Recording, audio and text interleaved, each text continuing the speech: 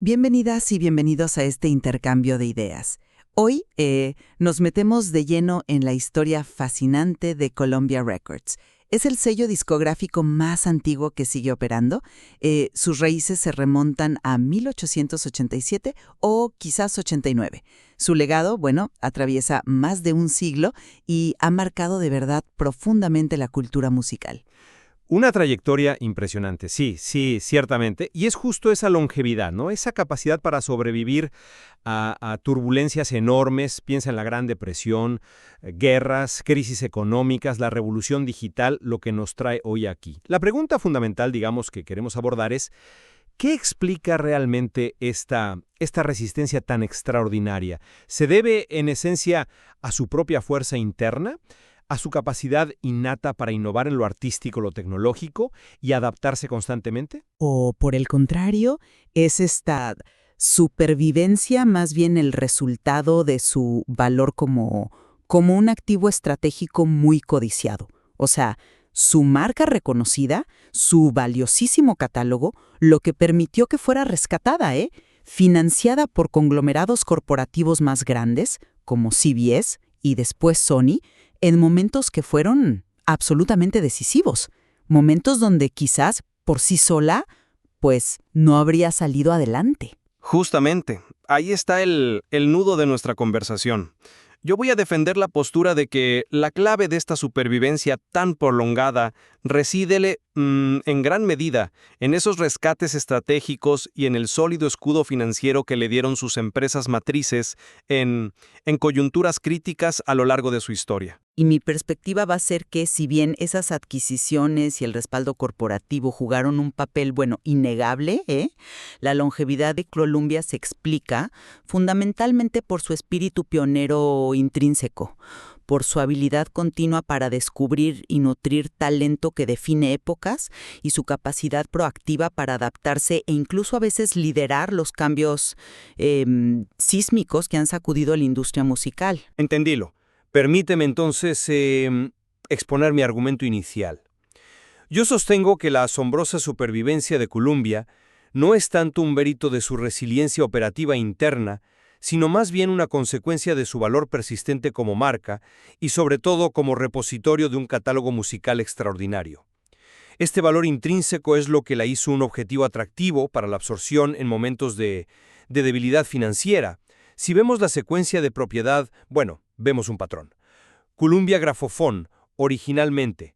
Luego pasó a Grisby Gruno, una empresa que terminó en bancarrota en el 33, durante la Depresión. Esto llevó a su venta por una cifra casi simbólica, $70,000 en 1934 a ARC, la American Record Corporation. El paso realmente crucial fue la adquisición por parte de CBS, la Columbia Broadcasting System en 1938. Eso le dio un respaldo corporativo sin precedentes. Finalmente, en 1988, Sony Corporation adquirió CBS Records y con ella a Columbia. Cada una de estas transiciones importantes, especialmente las de CBS y Sony, ocurrieron en momentos donde se necesitaba una inyección masiva de capital o una reestructuración estratégica frente a crisis, ya fueran sectoriales o económicas.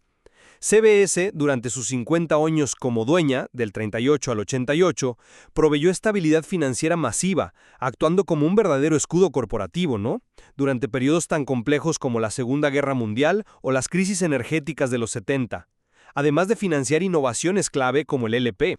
Luego Sony, desde el 88, aportó el músculo financiero necesario para navegar la costosísima transición digital y superar crisis como la financiera de 2008. De hecho, en plena crisis de 2008, Sony consolidó su control comprando el 50% restante de la empresa conjunta Sony BMJ, formada con Bertelsmann, por $900 millones.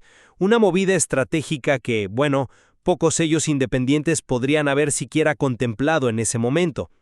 Incluso respuestas más recientes, como el Fondo Global de Ayuda de Sony durante la pandemia de COVID-19, refuerzan esta idea de la matriz como protectora.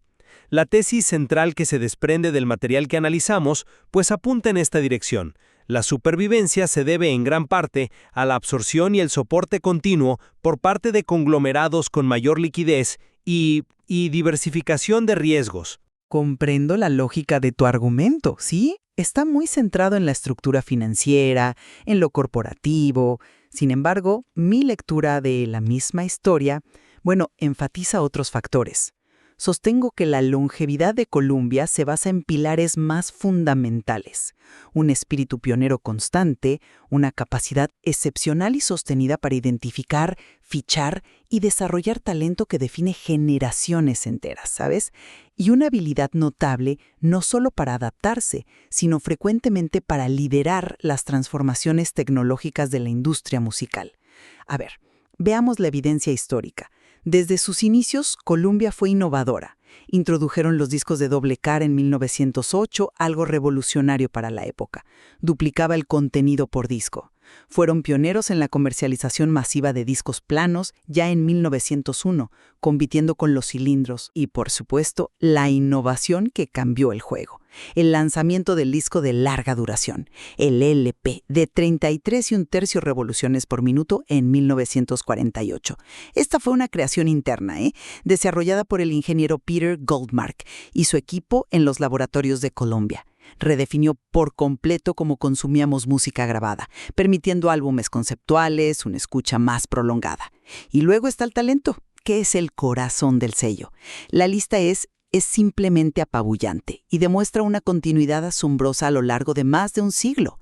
Desde las pioneras del blues como Bessie Smith en los años 20, pasando por gigantes del jazz como Miles Davis, leyendas del folk y rock como Bob Dylan y Bruce Springsteen, íconos del pop como Barbra Streisand, Michael Jackson, Mariah Carey, Beyoncé, Adele, hasta fenómenos actuales como Harry Styles y Lil Nas X. Esto no es fruto de la casualidad, ¿entiendes? Refleja una visión y una capacidad de curaduría artística, lo que en la industria se llama A&R, artistas y repertorio, exitosa y persistentemente relevante. Incluso hoy, en la era del streaming y bajo la dirección de Ron Perry dentro de Sony Music, Columbia sigue siendo un sello líder a nivel global. Se adapta con éxito, usa nuevas herramientas como el análisis de Big Data, la inteligencia artificial para marketing y domina plataformas como TikTok y YouTube. Para mí, esta capacidad de adaptación e innovación internas es el verdadero motor de su longevidad. Bien. Abordemos entonces el primer punto central de nuestro desacuerdo: la naturaleza de la innovación usando el LP como caso de estudio principal. Antes de entrar en la interpretación, pongamos los hechos sobre la mesa. Resumen a debate, punto 1. El LP. A ver, hechos clave. En 1948, Columbia Records, ya bajo la propiedad de CBS, introdujo comercialmente el disco LP de vinilo de 33 1/3 RPM. Fue desarrollado principalmente por un equipo liderado por el ingeniero Peter Goldmark, dentro de Columbia. Este formato ofrecía una duración significativamente mayor, unos 20 minutos por cara frente a los 4 o 5 de los 78 RPM, y mejor calidad de sonido que los discos de 78 RPM hechos de goma laca, el shellac, que era el estándar hasta entonces. También es cierto, como mencionaste, que Columbia había innovado antes, con los discos de doble cara en 1908. Exactamente. Y presento el LP como el ejemplo paradigmático de la capacidad innovadora, intrínseca y disruptiva de Columbia. Fue una tecnología desarrollada en casa que no solo mejoró un producto existente, sino que reconfiguró toda la industria musical y la forma de consumir música durante décadas. El hecho de que viniera precedido por otras innovaciones como los discos de doble cara sugiere un ADN pionero, ¿no? Una cultura de buscar ir más allá desde sus primeras etapas. Entiendo tu punto, pero permíteme ofrecer otra perspectiva sobre el contexto de esa innovación. Reconozco el logro técnico del equipo de Goldmark, sin duda alguna. Sin embargo, la viabilidad comercial y sobre todo el lanzamiento masivo y exitoso del LP en el 48 fueron posibles en gran medida gracias a dos factores externos cruciales vinculados a la propiedad de CBS. Primero, la estabilidad financiera y el músculo inversor que CBS proporcionó a Columbia desde su adquisición en el 38. Desarrollar y lanzar una tecnología tan radicalmente nueva requería una inversión considerable en investigación, manufactura, marketing, algo que una Columbia independiente o bajo propietarios anteriores menos sólidos pues difícilmente podría haber afrontado. Segundo, Y esto es importante, no podemos olvidar el contexto de la Segunda Guerra Mundial. La goma laca, el material principal de los discos de 78 RPM, venía principalmente de Asia y se convirtió en un recurso estratégico durante la guerra, restringido por la Junta de Producción de Guerra estadounidense, la WPB, que ordenó recortes drásticos en su uso civil hasta un 70%. Esto creó una necesidad urgente de encontrar materiales alternativos. Si bien el PVC, el plástico usado para los LPs, ya se conocía, la escasez de goma laca aceleró enormemente la investigación y desarrollo para su uso en discos. Así que, aunque la solución técnica fue interna, fue catalizada por una crisis de suministro externa, la guerra, y financiada y lanzada gracias al respaldo de la corporación matriz, CBS. Fue una innovación brillante, sí, pero nacida de la necesidad y amparada por un escudo corporativo robusto. Es innegable que el contexto histórico y el respaldo de CBS fueron importantes facilitadores, sí. Sin embargo, la capacidad técnica para desarrollar la tecnología del microsurco, perfeccionar el prensado de vinilo a gran escala y crear los tocadiscos compatibles fue un logro interno muy significativo del equipo de Columbia. La necesidad puede ser la madre de la invención, como dicen, pero se requiere ingenio y capacidad de ejecución para materializarla. Y ese ingenio residía dentro de Columbia. Pero bueno, movámonos al segundo punto clave, el papel de los artistas frente a la estrategia corporativa. Resumen a debate, punto 2. Artistas versus estrategia corporativa. Hechos clave.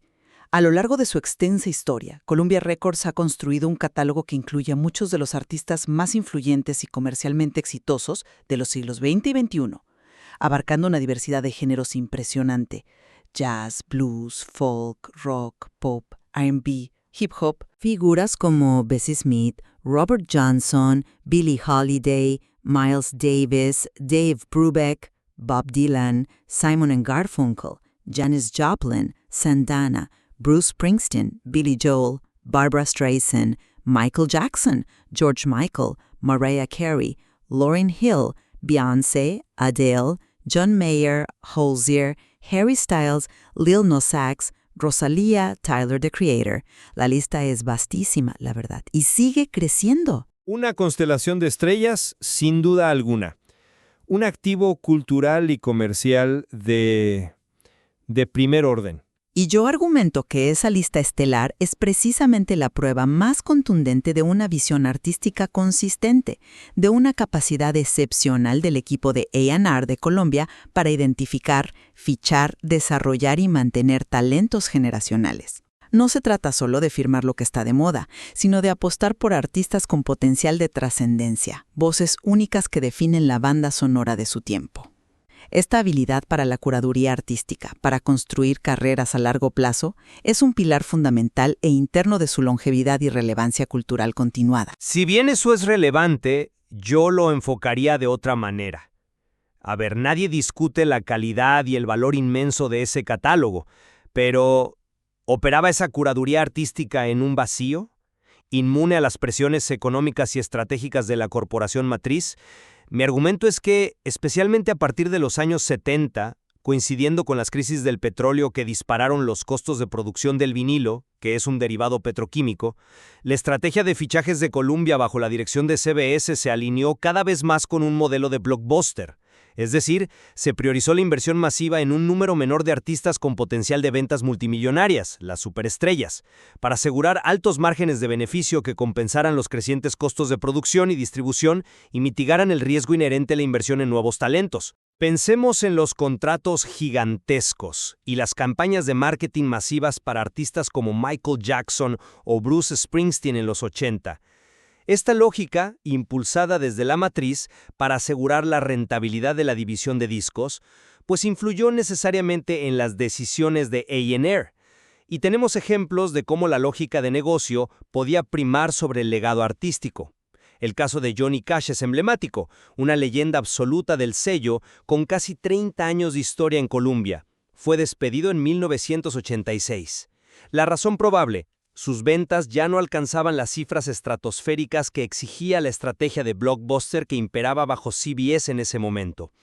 Esto sugiere que las decisiones de negocio, dictadas o fuertemente influenciadas por la matriz, tenían un peso determinante. De hecho, ese catálogo estelar que mencionas, lejos de ser solo el resultado de una visión artística pura, constituye precisamente el valor estratégico central que hizo a Columbia un activo tan valioso y atractivo para ser adquirido y mantenido por CBS y posteriormente por Sony. Es un activo que genera ingresos constantes y que justifica la inversión corporativa. Legendarias del A&R de Columbia, como John Hammond, Goddard Lieberson o Clive Davis, quienes tomaron riesgos artísticos significativos. Pero pasemos al tercer punto, la adaptación a la era digital. Resumen a debate, punto 3, adaptación digital. Hechos clave. Tras la crisis de la industria musical causada por la piratería digital, simbolizada por Napster a finales de los 90, principios de los 2000, y la caída de las ventas de CDs, Columbia Records, ya bajo el paraguas de Sony Music, ha logrado mantener una posición de liderazgo en la era del streaming. Ha fichado y desarrollado artistas enormemente exitosos en este nuevo paradigma: Adele, Beyoncé, Harry Styles, Lil Nas X, Tyler, the Creator, y ha adaptado sus estrategias de marketing y promoción usando intensivamente el análisis de datos, Big Data, la inteligencia artificial para identificar tendencias, las redes sociales, los influencers y plataformas clave como TikTok y YouTube. Bajo la dirección reciente de Ron Perry, el sello ha cosechado numerosos éxitos globales. Los hechos son claros, sí. Columbia ha navegado la era digital con notable éxito comercial. Y presento este éxito continuado como una prueba fehaciente de la capacidad de adaptación interna del sello. Demuestra que, incluso formando parte de una multinacional gigantesca como Sony, Columbia conserva la agilidad y la visión necesarias para entender y navegar las nuevas y complejas dinámicas del mercado musical digital. Sabe identificar el talento relevante para las nuevas generaciones y conectar con las audiencias a través de los canales y lenguajes adecuados. Es una muestra de resiliencia y adaptación orgánica, diría yo. Permíteme disentir en la atribución de ese éxito únicamente a la capacidad interna. Considero que la transición exitosa al modelo digital, especialmente durante el periodo crítico que siguió a la crisis financiera global de 2008, fue críticamente dependiente de la intervención y consolidación estratégica por parte de Sony. Recordemos el contexto. En agosto de 2008, con el sistema financiero mundial al borde del colapso y la industria discográfica todavía, sumida en una profunda crisis por el desplome de las ventas de CDs y la incertidumbre del modelo digital, Sony tomó una decisión audaz y costosa. Compró el 50% que pertenecía a Bertelsmann en la joint venture Sony BMG Music Entertainment, pagando $900 millones para obtener el control total. Esta maniobra estratégica, realizada en medio de una tormenta económica y sectorial, fue decisiva. De plataformas. Este modelo de negocio centrado en la distribución y monetización a través de grandes ecosistemas digitales como Spotify, Apple Music, YouTube, etc. Sin esa intervención decidida, esa consolidación de poder y esa inyección masiva de capital por parte de la matriz japonesa en un momento tan delicado, la adaptación de Columbia y otras etiquetas de Sony Music habría sido probablemente mucho más lenta, caótica y quizá menos exitosa. Incluso la respuesta coordinada a la crisis del COVID-19, donde Sony Music Group estableció un fondo global de ayuda para músicos y empleados, muestra cómo la matriz sigue desempeñando un rol crucial de soporte y dirección estratégica en momentos de disrupción global. Y la implementación de tácticas innovadoras de marketing recaen en el talento y la capacidad del equipo directivo y de A&R del propio sello Columbia. Hay una sinergia, sí, pero la ejecución local es clave. Ahora, abordemos el último punto, la resiliencia frente a controversias y desafíos legales. Resumen a debate. Punto 4. Resiliencia ante controversias. Hechos clave.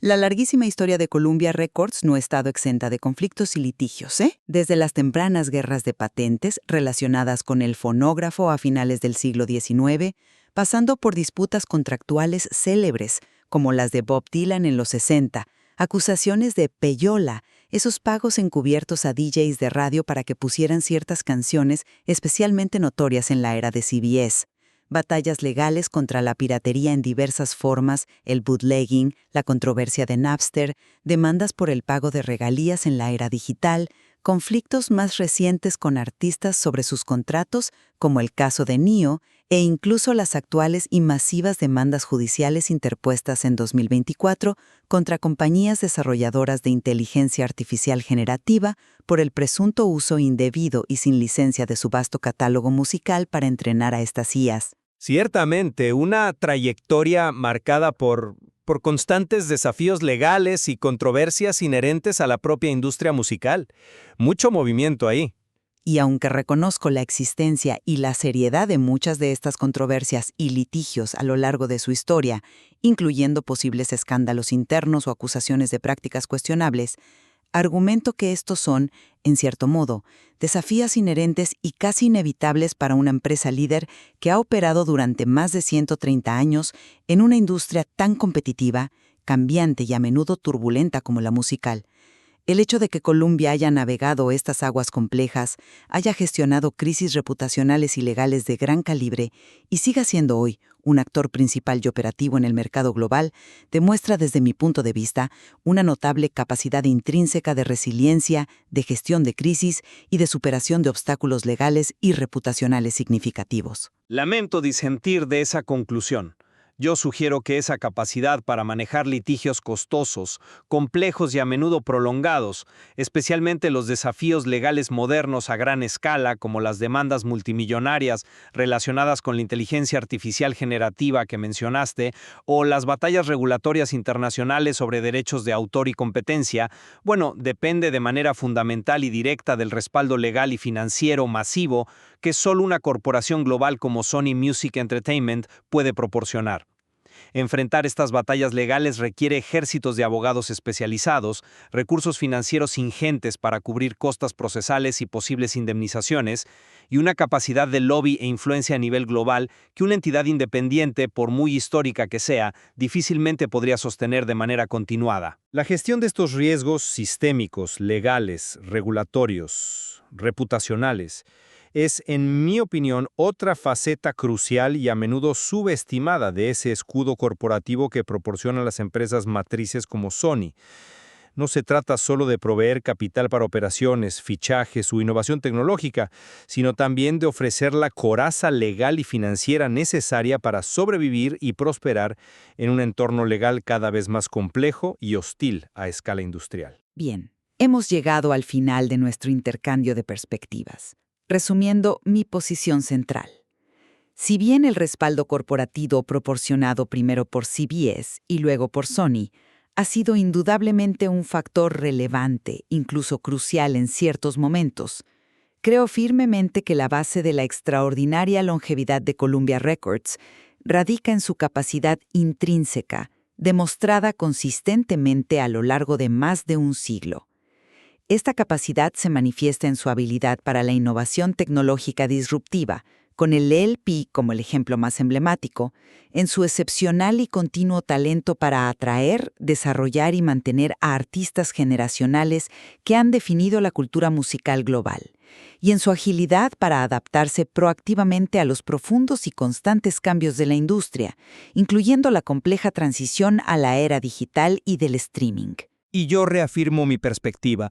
Considero que la longevidad de Columbia se explica principalmente por su valor estratégico inherente como activo, una marca icónica globalmente reconocida y un catálogo musical invaluable y continuamente monetizable. Este valor la hizo un objetivo lógico y deseable para ser rescatada, adquirida y potenciada por entidades corporativas más grandes y financieramente más robustas y diversificadas como CBS y Sony, precisamente en los momentos clave de crisis sistémicas o de necesidad de inversión masiva que el sello por sí solo quizás no habría podido superar. Estas empresas matrices actuaron como un escudo financiero indispensable, proporcionaron el capital necesario para catalizar o implementar innovaciones tecnológicas cruciales como el LP o la transición digital y asumieron la gestión de los enormes riesgos operativos, legales y de mercado inherentes a una industria tan volátil. La supervivencia, desde mi punto de vista, fue en gran medida una función de esta protección y absorción corporativa estratégica. Queda claro que estamos ante un caso complejo, ¿verdad?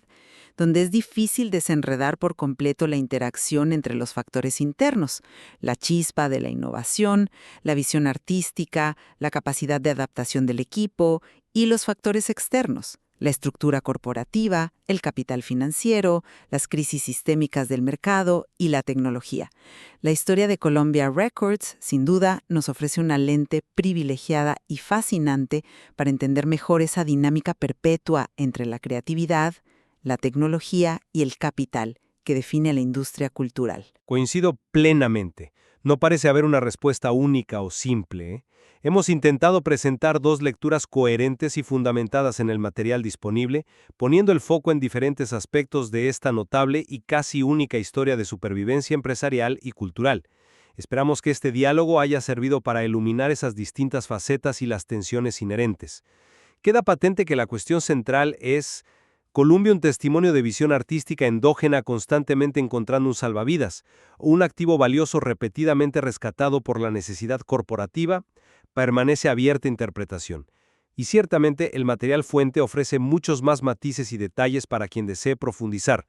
La ponderación final, como siempre, pues corresponde a quienes nos escuchan.